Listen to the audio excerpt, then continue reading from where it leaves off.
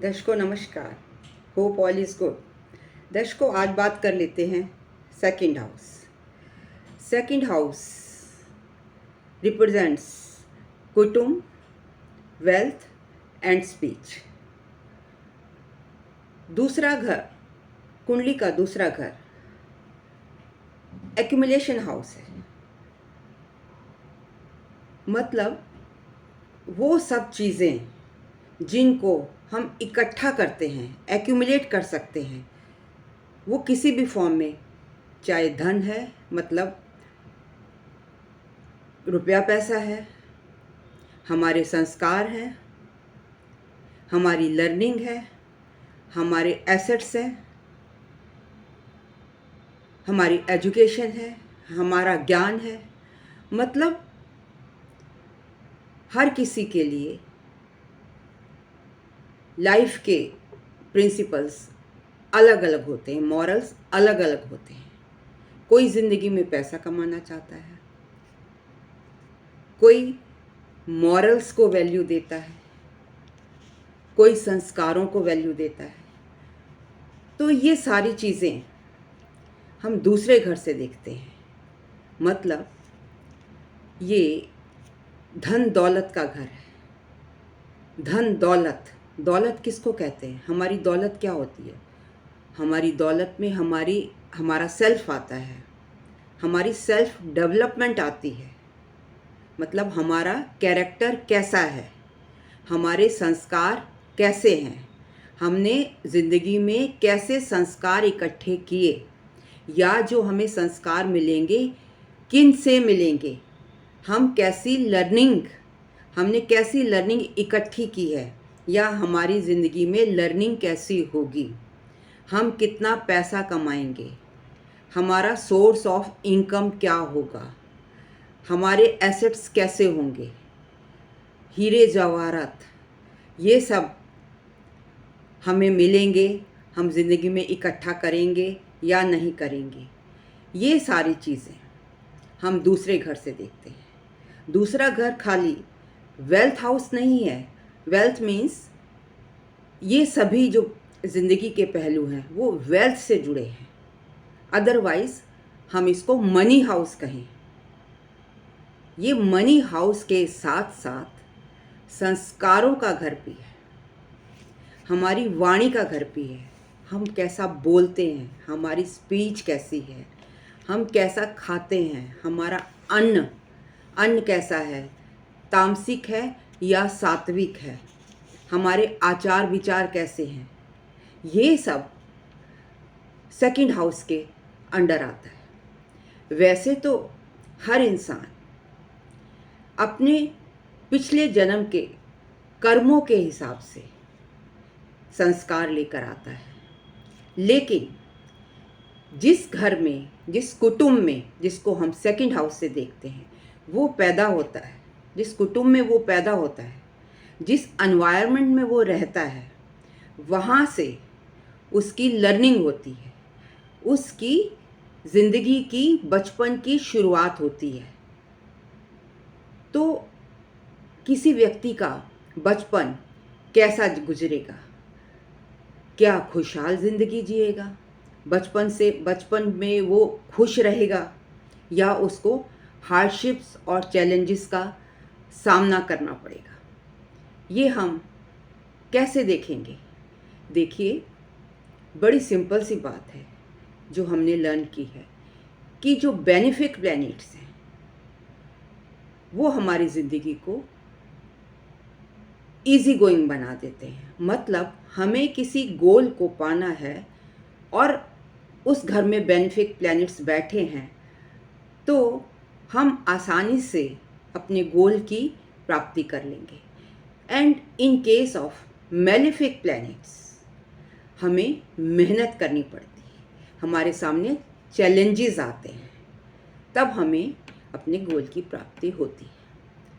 तो इसी तरह अगर आपसे कोई पूछे, आपको अपनी कोई कुंडली दिखाने आता है और उसके सेकंड हाउस में आप बेनिफिक प्लैनेट्स देखते हैं, तो आप सिंपली उससे पूछ सकते हैं कि क्या आपका बचपन खुशहाली में बीता दादा दादी, नानी नाना नानी, बहन भाई के प्यार में बीता, आपको अच्छी एनवायरनमेंट मिली, तो वो बोलेगा हाँ।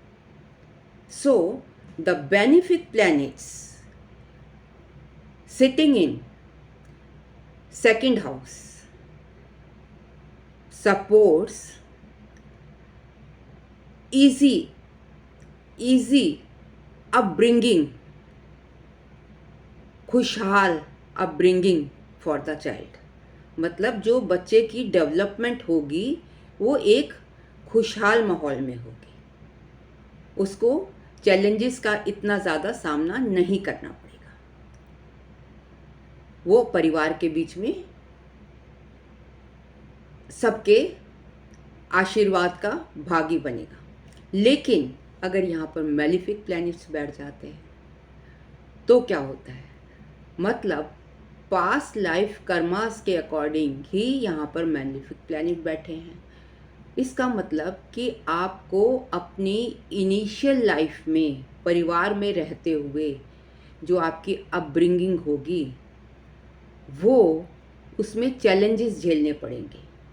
अगर यहाँ पर मैलिफिक प्लैनेट बैठ गया, मान लीजिए केतु बैठ गया या सैटर्न बैठ गया, तो ऐसे में क्या होगा, आप सामने वाले को प्रेडिक्शन दे सकते हैं कि आप बचपन में आपको पीड़ा सहनी पड़ी होगी, आप घर से दूर चले गए होंगे, आपको हॉस्टल में रहना पड़ा होगा अगर in case Ketu second house में केतु की प्लेसमेंट है, सैटर्न की प्लेसमेंट है। मतलब ऐसे में बच्चा परिवार से दूर रहता है, उसको परिवार का पूरा प्यार नहीं मिलता।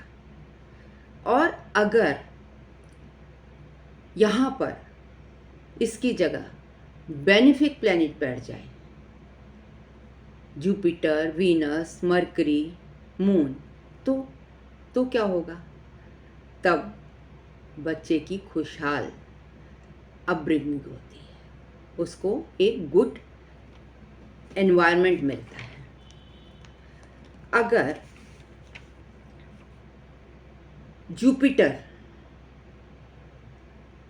जुपिटर दूसरे घर में बैठा है या जुपिटर 8वें घर से 7th एस्पेक्ट से सेकंड हाउस को देख रहा है, या कुंडली में 10वें घर से 5th हाउस को एस्पेक्ट कर रहा है, और फ्रॉम 6th हाउस उसका 9th एस्पेक्ट पड़ेगा सेकंड हाउस पर। मतलब अगर जुपिटर जैसा बेनिफिक प्लैनेट सेकंड हाउस में बैठा है या उसको दृष्टि दे रहा है, तो ये आपकी डेवलपमेंट के लिए, आपके संस्कारों के लिए और मॉनेटरी गेन्स के लिए, आपकी वेल्थ के लिए भी बहुत अच्छा माना जाता है।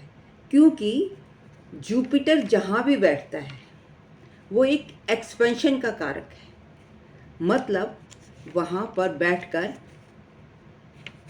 कोई भी चीज़ हो, आपके संस्कार हो, आपकी वेल्थ हो, आपकी मनी हो, आपकी लर्निंग हो, जो भी आप एक्यूमुलेट करना चाहते हैं, जो आपकी ज़िंदगी का में आप जिसको सबसे ज़्यादा वैल्यू देते हैं और जिसको सबसे ज़्यादा वैल्यू दोगे वही चीज़ आप एक्यूमुलेट करोगे अपनी लाइफ में। तो अगर जुपिटर यहाँ पर बैठ गया या जुपिटर का एस्पेक्ट पड़ा, तो इन दैट केस आपकी अपब्रिंगिंग अच्छी होगी, आप में संस्कार अच्छे होंगे, आपकी लर्निंग अच्छी होगी, आपके पास धन दौलत पैसा सभी कुछ अच्छा होगा, आपकी वाणी अच्छी होगी। मान लीजिए 8वें घर से, 8वां घर किसका है, ऑकल्ट साइंस का है, रिसर्च का है, एस्ट्रोलॉजी का है। तो अगर यहाँ से जुपिटर का 7th एस्पेक्ट सेकंड हाउस पर आ रहा है, तो you can become a very good astrologer. क्यों? क्योंकि सेकंड हाउस वाणी का भी कारक है। इसका सिग्निफिकेशन जो है वो वाणी भी है, सेकंड हाउस की सिग्निफिकेशन वाणी भी है। और जुपिटर यहाँ का कारक है। काल पुरुष कुंडली में यहाँ का लॉर्ड, सेकंड हाउस का लॉर्ड शुक्र होता है और कारक ग्रह जुपिटर होता है। तो इन दैट केस अगर जुपिटर आपको 8वें घर से दूसरे घर पर दृष्टि डाल रहा है तो ये इस तरीके से है कि ईश्वर आप जिसको जो प्रिडिक्शन देंगे या आपकी वाणी ऐसी हो जाएगी जिस पर सरस्वती बैठ जाएगी। जैसे कि गंगा जल छिड़का जा रहा है आपकी वाणी पर, जो आप बोलेंगे वो उसमें ईश्वर आपको सपोर्ट करेगा, लगभग वो सच हो जाएगा। अच्छे संस्कार मिलेंगे आपको। और ऐसे में अगर सेकंड हाउस का लॉर्ड 11th से कनेक्शन बनाता है तो ये एक धनयोग बनाता है।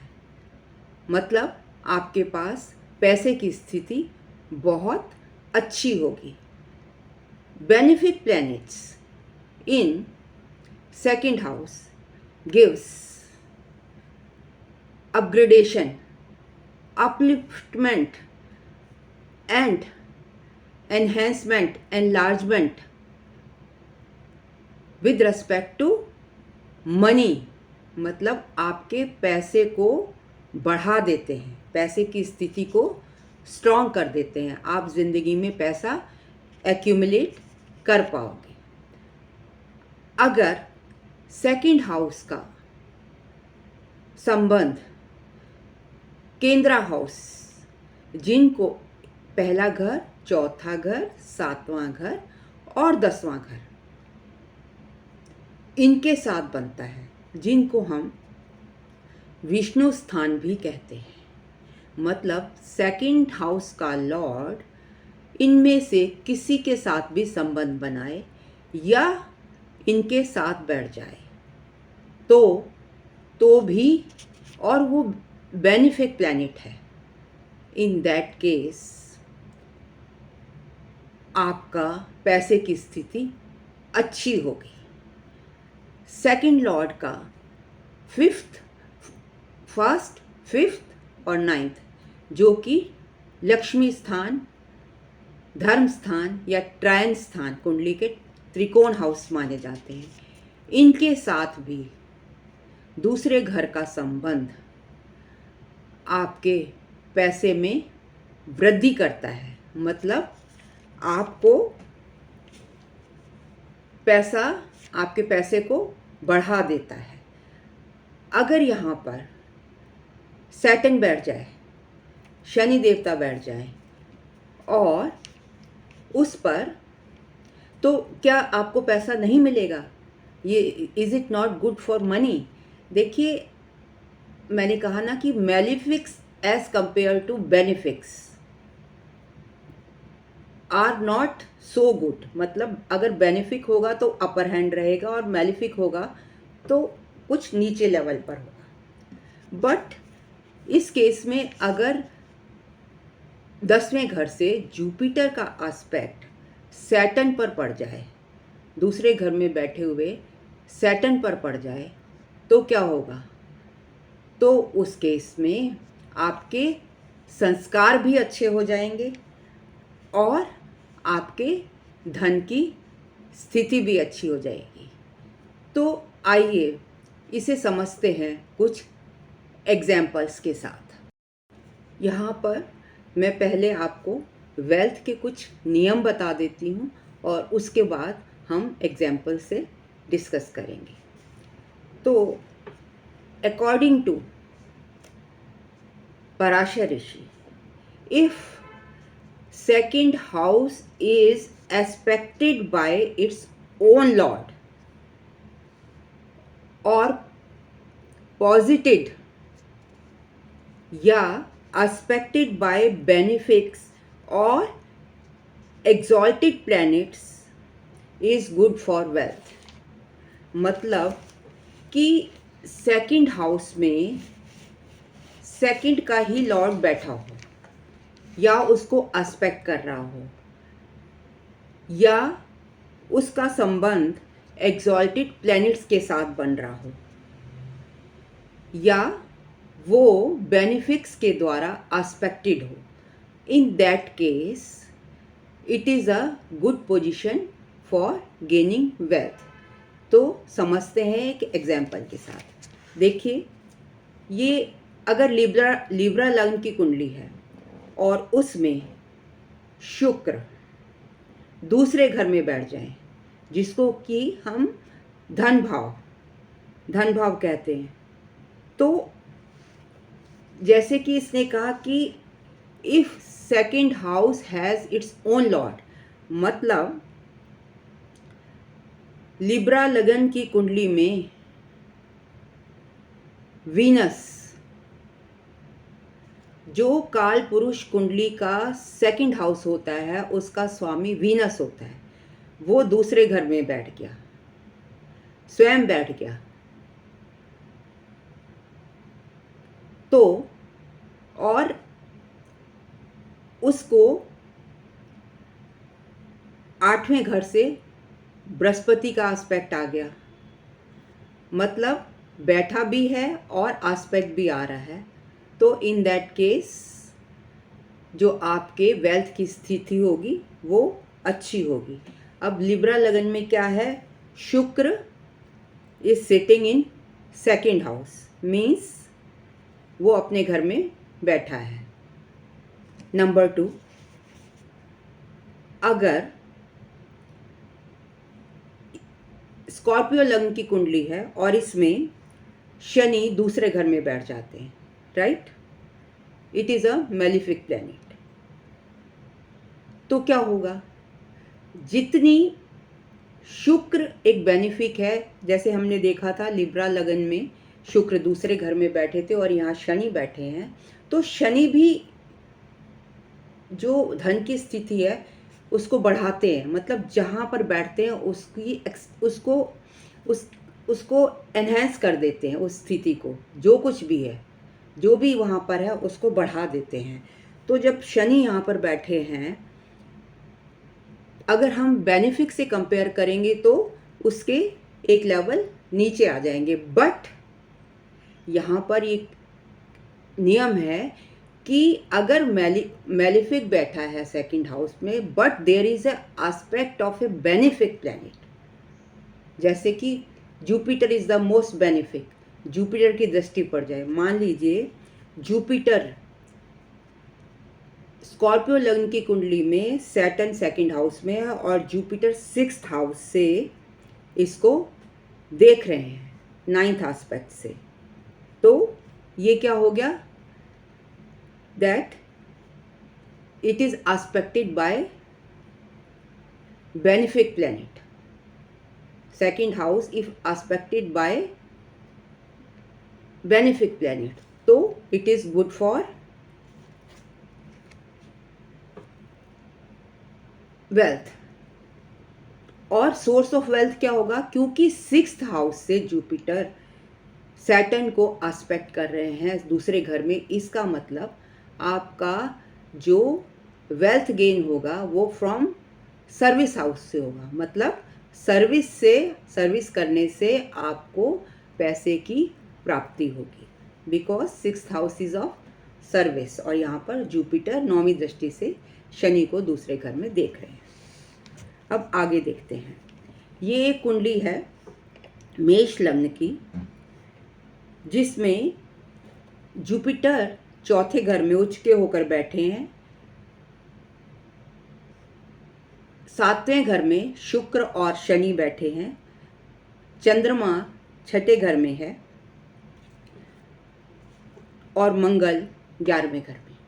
अब हमें बेसिकली क्या देखना है, हमें वेरीफाई करना है कि अगर सेकंड हाउस का लॉर्ड केंद्र स्थान से संपर्क बनाता है, केंद्र लॉर्ड से संपर्क बनाता है या वहाँ पर बैठ जाता है, तो हमारे धन की वृद्धि होती है, और डायरेक्शन भी हम यहाँ से ही पता करेंगे। तो देखिए, मेष लग्न में सेकंड हाउस का लॉर्ड कौन है? शुक्र। वो यहाँ बैठा है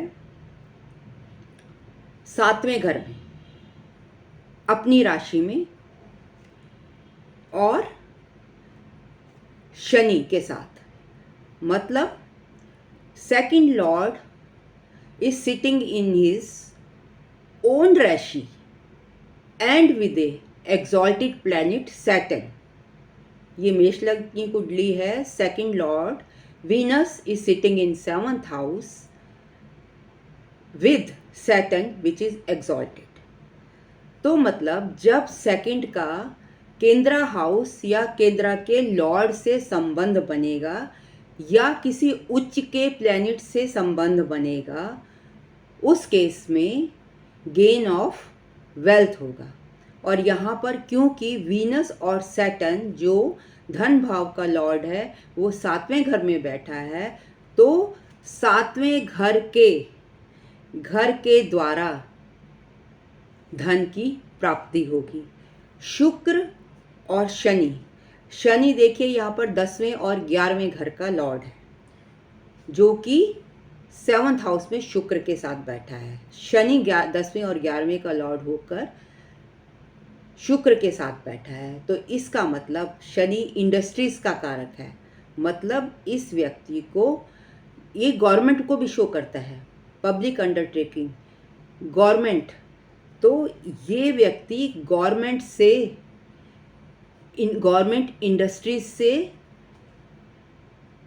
लाभ प्राप्त करेगा। मतलब इसको धन की प्राप्ति 7वें घर में बैठे हुए प्लैनेट्स के कारक तत्वों से, 7वें घर के कारक तत्वों से और 7वें घर में बैठे हुए प्लैनेट्स के द्वारा होगी। मतलब 10वें और 11वें घर का जो लाभ स्थान का और कर्म हाउस का जो मालिक है वो 7वें घर में बैठ गया शुक्र के साथ, धन के लॉर्ड के साथ। तो ये भी एक नियम बनता है कि जब धन कारक केंद्रा लॉर्ड के साथ कंबाइन करता है तो देयर इज राइज इन और gain in your money, wealth की पोजीशन अप जाती है। अब ये एक और कुंडली है मकर लगन की, जिसमें शनि दूसरे घर में बैठे। दूसरे घर में अपनी राशि हो गई ना, तो ये धन की पोजीशन के लिए अच्छा हो गया। And if it is expected bye Jupiter, मतलब इसके 10वें घर में जुपिटर बैठा है, जो कि 5वीं दृष्टि से दूसरे घर में बैठे हुए शनि को देख रहा है। मतलब बेनिफिक एस्पेक्ट शनि दे रहा है, शनि को बेनिफिक एस्पेक्ट जुपिटर का पड़ रहा है। तो इस तरीके से धन भाव का कर्म हाउस से, केंद्रा हाउस से कनेक्शन बन रहा है। मीन्स ये जो व्यक्ति है ये either iron related, oil related, astrology related, occult science related, industry related profession से लाभ उठाएगा, या जुपिटर के कारक तत्वों से, मतलब 10वें घर में जो प्लैनेट बैठा है उससे संबंधित और शनि से संबंधित जितने भी प्रोफेशंस हैं उनसे इस व्यक्ति को लाभ होगा। अब एक और कुंडली है जिसमें लियो लग्न है। अब लियो लग्न में दूसरे घर में बृहस्पति शनि के साथ बैठे हैं और मरकरी 11वें घर में बैठे हैं। तो यहाँ हम कैसे रूल को वेरीफाई करेंगे? यहाँ पर जब जुपिटर सेकंड हाउस में बैठेंगे तो धन की वृद्धि करेंगे, और शनि भी यहाँ बैठकर उसको और भी बढ़ा देंगे। मतलब जुपिटर और सैटर्न दूसरे घर में बैठकर धन का धन की व्यवस्था को ठीक करेंगे, मतलब ऐसे व्यक्ति के पास बहुत धन होगा। लेकिन ये किस राशि में बैठे हैं? ये बैठे हैं मरकरी की राशि में, और मरकरी की राशि 11वें घर में और दूसरे घर में और मरकरी बैठा है इटसेल्फ इन 11वें घर में, मतलब दूसरे घर का 11वें घर से संबंध बन रहा है। 10वें घर में सूर्य और शुक्र हैं। तो हम देख रहे हैं कि दूसरे घर का 11वें घर से संबंध बना, दूसरे और लग्न का संबंध 10वें घर से बना। तो यहाँ इस व्यक्ति का जो जुपिटर और सैटर्न मरकरी की राशि में बैठे हैं, मतलब एक तो सेकंड हाउस स्पीच का है, वाणी का है, और दूसरा जो इसका डिस्पोजिटर है जुपिटर और सैटर्न का, जो सेकंड हाउस में बैठा है वो मरकरी है, वो 11वें घर में बैठा है। मतलब स्पीच संबंधी प्रोफेशन, ऐसा व्यक्ति प्रोफेसर बन सकता है। जुपिटर भी एक ज्ञान का कारक है, ज्ञान को बढ़ा रहा है, सैटर्न के साथ वो उसकी वृद्धि कर रहा है। मरकरी की राशि में, वाणी की राशि में बैठ गया जो कि 11वें घर में है, तो ऐसा व्यक्ति प्रोफेसर बन सकता है। लग्न लॉर्ड सूर्य है जो कि 10वें घर में शुक्र के साथ बैठा है, तो ये व्यक्ति,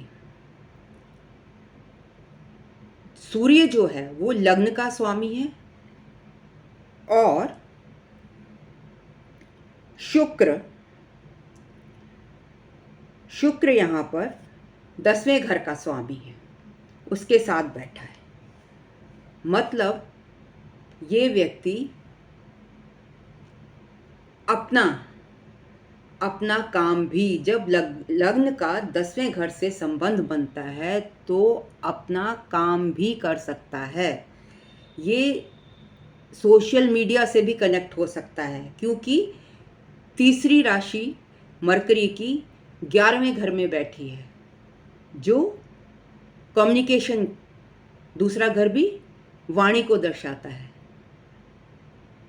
तो ये सोशल मीडिया से भी कनेक्ट हो सकता है, एक्टिंग फील्ड में भी जा सकता है, मीडिया में जा सकता है। अब बात कर लेते हैं, एक स्कॉर्पियो लग्न की कुंडली है जिसमें मंगल लग्न में बैठे हैं और सेकंड लॉर्ड कौन है?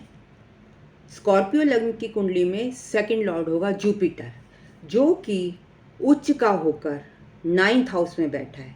जुपिटर उच्च के कहाँ पर होते हैं? कैंसर राशि में 9th हाउस में बैठे हैं, और उसका डिस्पोजिटर 12th हाउस में मून, सन और वीनस के साथ बैठा है, वीनस की राशि में। इसका मतलब इस व्यक्ति को धन की प्राप्ति विदेश से होगी, क्योंकि 9वां घर किसका है? विदेश का। तो ऐसा व्यक्ति, देखिए, जब दूसरे घर का 9वें घर से, मतलब त्रिकोण हाउस से संबंध बन रहा है और वहाँ पर एग्जॉल्टेड प्लैनेट बैठा है जुपिटर, वो भी जुपिटर, तो और वो जिस राशि में बैठा है वो 12वें घर में बैठी है, तो इसका मतलब 12वें घर से भी संबंध बन रहा है।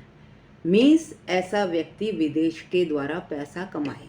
मतलब हम यहाँ से सोर्स ऑफ इनकम, हमें पैसा कहाँ से आएगा वो भी हमें सेकंड हाउस ही बताता है। मान लीजिए लियो लग्न की कुंडली है, उसमें चंद्रमा दूसरे घर में बैठ जाए, तो तब भी हम क्या कहेंगे? 12वें घर का मालिक दूसरे घर में आ गया, मतलब ऐसा व्यक्ति विदेश द्वारा पैसा कमाएगा। मून है तो हो सकता है वो फूड रिलेटेड बिजनेस कर ले, फूड से पैसा कमा ले, फूड कंपनी खोल ले, या मून के कारक तत्व हैं जैसे डेयरी फार्म, मिल्क, राइस, ये सभी चीज़ों से रिलेटेड वो सर्विसेज कर सकता है। और बाहर से जब जुड़ेगा, जब बाहर से जुड़ेगा तो उसको धन लाभ होगा। तो यहाँ पर मतलब सेकंड लॉर्ड अगर नाइन्थ लॉर्ड के साथ कंबाइन करेगा, एग्जॉल्टेड प्लैनेट होगा, तो भी धन लाभ होता है। नाउ एक और कुंडली है जिसमें जेमिनी लगन की है, जिसमें केतु दूसरे घर में बैठा है। अब केतु क्या है? मैलिफिक प्लैनेट है। तो ये बचपन में आपके इनिशियल स्टेज में चैलेंजेस दे देगा। मतलब आपकी जो स्कूलिंग होगी या आपकी जो लर्निंग होगी वो घर से दूर होगी। और क्योंकि अब क्या ये यहाँ पर पैसा नहीं देगा? देगा, बहुत पैसा देगा। लेकिन आप इस व्यक्ति को देखकर ये नहीं पहचान सकते कि इसके पास कितना पैसा है, कितनी लिमिट है, करोड़ों हो सकता है, पर फिर भी आपको आम आदमी की तरह सड़क पर चलता, पैदल चलता नज़र आएगा, ज़मीन पर सोता नज़र आएगा। मतलब ये डिटैचमेंट, चीज़ों से डिटैचमेंट शो करता है। और इसको बचपन में ही रिस्पॉन्सिबिलिटी आ जाती है, बहुत से चैलेंजेस देखने पड़ते हैं। जब सेकंड हाउस में केतु होता है तो इसको बहुत से चैलेंजेस का सामना पड़ता है। अपने परिवार की रिस्पॉन्सिबिलिटी ये बहुत ज़िंदगी के शुरुआती सालों में ही बियर कर लेता है, उसको रिस्पॉन्सिबिलिटी को संभाल लेता है। अब यहाँ पर दूसरे घर का संबंध पांचवें घर से बन रहा है। पांचवें घर में सन, मून और मरकरी बैठा है, चंद्रमा बैठा है। मतलब सेकंड हाउस किससे कहाँ चला गया? सेकंड हाउस चला गया पांचवें घर में, त्रिकोण हाउस से संबंध बन गया। मतलब when second house either sits या उसका कनेक्शन बनता है तो आपको वेल्थ मिलती है। तो ऐसे में वेल्थ कहाँ से मिलेगी? सोर्स ऑफ वेल्थ क्या होगा? Learning. Learning will be your source of wealth. मतलब जो आप पढ़ाई करेंगे उसी से आपके संस्कार बनेंगे और वहीं से, उसी के द्वारा आप कमाई भी करोगे। आप जो अपने संस्कार हैं, क्योंकि ये फिफ्थ से कनेक्ट हुआ है, तो पास्ट लाइफ कर्मास के द्वारा भी आपकी ज़िंदगी में संस्कारों की उन्नति होगी। एक महत्वपूर्ण स्थान रहेगा फ्रॉम द पास्ट लाइफ, क्योंकि फिफ्थ हाउस पास्ट लाइफ को भी दर्शाता है। और यहाँ पर जुपिटर 11वें घर में बैठा है। अब 11वें घर में जुपिटर जब बैठता है, इसका संबंध पांचवें घर से, सेकंड लॉर्ड जो है मून है, उसको जुपिटर देख रहा है।